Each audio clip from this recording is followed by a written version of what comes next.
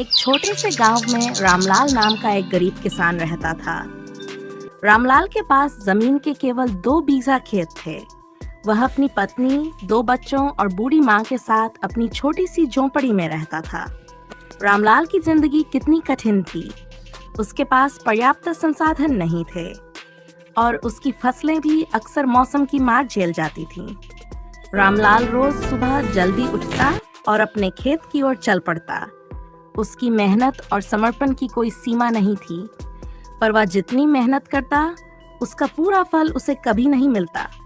कभी सूखा पड़ जाता, तो कभी अत्यधिक बारिश उसकी फसल को बर्बाद कर देती।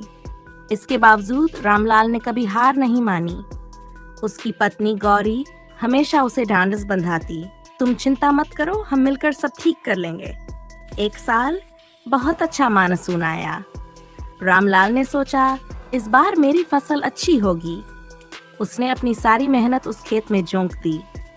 उसके मन में उम्मीद की किरण थी कि इस बार उसके परिवार को भूखा नहीं रहना पड़ेगा और वह अपने बच्चों की शिक्षा के लिए कुछ पैसे बचा पाएगा। लेकिन उसकी खुशियां ज्यादा दिनों तक टिक नहीं पाईं। फसल पकने के समय अचानक एक भयंकर तूफान आ गया और उसके सारे खेत पानी में डूब गए।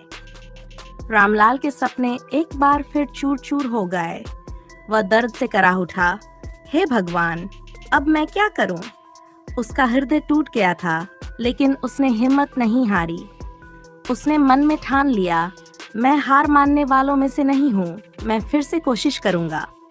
एक दिन गांव के एक समाजसेवी ने रामलाल की हालत देखी।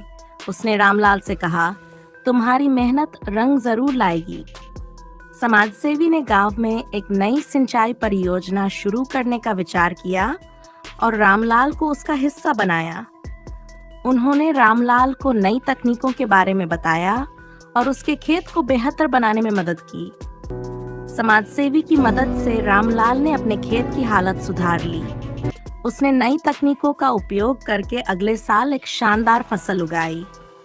इस बार उसकी मेहनत का फल उसे मिला और उसकी फसल खूब अच्छी हुई। रामलाल के चेहरे पर खुशी की चमक थी। आखिरकार अब मेरे बच्चों की पढ़ाई के लिए पैसे बच सकेंगे।